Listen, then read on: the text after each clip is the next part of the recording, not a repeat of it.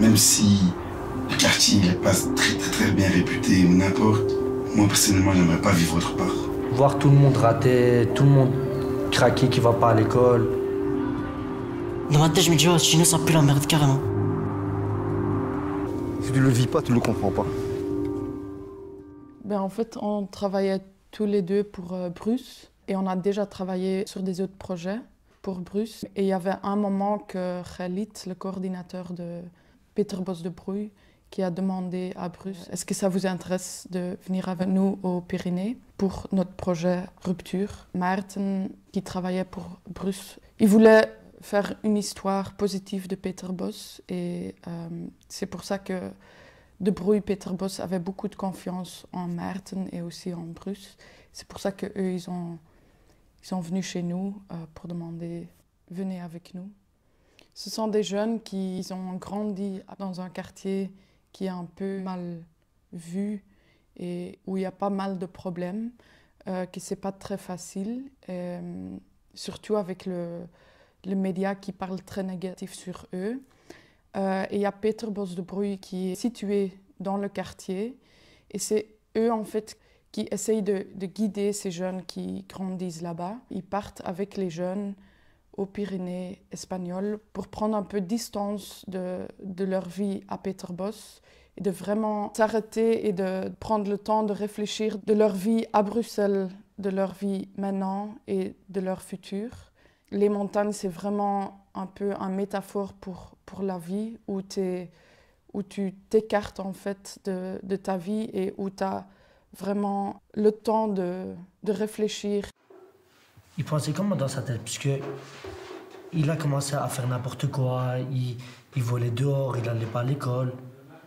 Et je trouve qu'il a pris un mauvais chemin. Et maintenant, il fait passer de prison à prison à prison. Il y avait pas mal de choses qui se passaient au Peterbos. Il y avait beaucoup de médias à cause du trafic de drogue qui est dans le quartier.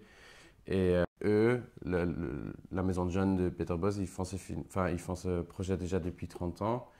Et ils sentaient qu'ils avaient le besoin de montrer ce côté aussi du quartier au monde. Et pour ça, ils cherchaient vraiment des journalistes. Ce schéma, il est très intéressant. Pourquoi l'étudier ici? C'est parce que voilà, vous êtes en plein séjour dans les Pyrénées, mais on n'est pas là pour le plaisir des montagnes, pour être au milieu des montagnes. Il y a un objectif éducatif derrière. Donc nous, ce qu'on va faire, c'est comme si on va vous ouvrir le rideau pour voir les raisons pour lesquelles on organise ce genre de camp. Ils nous ont contactés 2 semaines avant de partir. Alors c'est vrai que normalement, tu fais un film, tu fais un scénario, tu commences à te préparer, tu cherches tes personnages et tout. Ben, nous, c'était l'inverse. En fait, c'est les personnages qui nous ont trouvés, on va dire. C'était comme un cadeau quelque part parce que nous, on sentait directement qu'il y avait une belle histoire derrière. On est parti, on savait 2 semaines avant. Alors Zora, ce qu'elle a fait, elle a fait une sorte de formation d'1 jour pour apprendre à faire des prises de sang. Moi, je filmais déjà. J'ai encore passé un examen de drone parce que je me suis dit, bon, dans la montagne, il faut quand même montrer à quel point ils sont dans la nature sauvage. Et on a fait connaissance vite fait avec les jeunes en une soirée, mais vu que c'est un groupe de 22 personnes, c'était impossible de tous les connaître. Alors on a dû écrire le scénario au fur et à mesure. On a eu 7 jours de tournage dans les Pyrénées. Voilà, on a décidé de 2 premiers jours, on a commencé à tout filmer. Et après, on commence à connaître un peu les jeunes et tout. Et on commence à se dire, ouais, celui-là, il m'intrigue. Vas-y, on met le focus un peu sur lui aujourd'hui, on va voir ce que ça donne. Celle-là aussi, j'aimerais bien connaître son histoire. Et c'est comme ça qu'on a commencé à faire le film. Ouais, et surtout dans le montage aussi après. Mais en fait, bien sûr, tous les jours, il y a la randonnée. Et la randonnée, elle est intense. C'est-à-dire parfois aussi, ils dorment dehors, dans les tentes et tout. Tout ça, c'est pour construire en fait un groupe. Hein, tout le monde fait les mêmes épreuves, tout le monde est solidaire. Et ça fait qu'il y a une confiance qui se construit. Et avec cette confiance, ils vont travailler le soir en fait. Le soir, il y aura des activités, on va dire, pédagogiques dans lesquelles les animateurs vont forcer les jeunes à réfléchir sur certains points de leur vie. Ça peut être des blocages dans le passé, ça peut être leur vie présente, ça va être leur futur. Et c'est en discutant ensemble, en fait, en partageant leurs soucis, mais aussi leurs espoirs, tout ça, C'est ça en fait qui fait le vrai travail. C'est en faisant les épreuves ensemble que le groupe il se forme et c'est après qu'ils arrivent à se lâcher et s'ouvrir envers tout le monde. Parce qu'il faut savoir que dans ce groupe, même s'ils habitent tous le même quartier, ben, le Peterbos c'est un énorme quartier. Ils ne se connaissent pas tous forcément avant de partir. J'attends d'être choqué, d'être fatigué, j'attends d'être à bout de souffle et de pouvoir tomber. Je veux tomber en fait pour pouvoir me relever. On a eu de la chance parce que pour construire ce film, on a eu les 4 saisons en 7 jours et il y avait le soleil, la pluie, le mist, je sais pas Le comment. brouillard. Le brouillard. Ouais, ouais. Et comme Zora, elle disait, effectivement, on a eu les 4 saisons en 7 jours, c'était incroyable. On est arrivé, parce que nous, on voulait justement jouer aussi un peu dans le montage avec les éléments, à utiliser des métaphores pour la vie. Et ben, le premier jour, il y a un brouillard, tout le monde est perdu.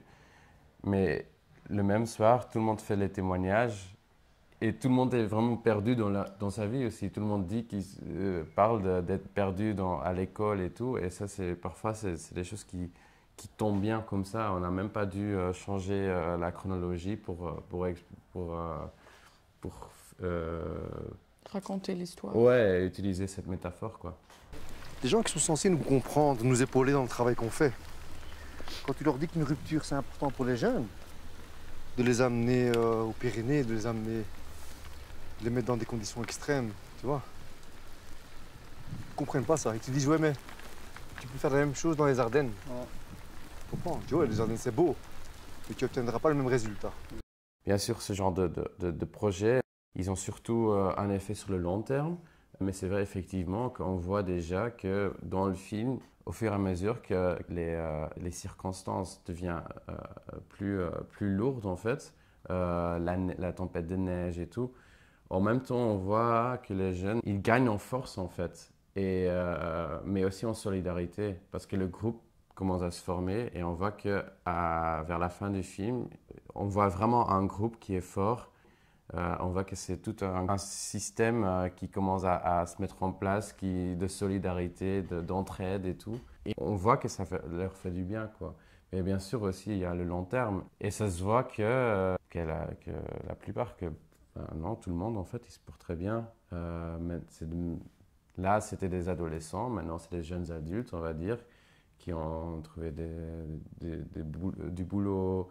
Il y a une grosse partie qui est sortie du Peterbos, qui est allée vivre ailleurs. Il y en a qui sont mariés déjà. Et ça se voit que petit à petit, ils font leur vie, quoi.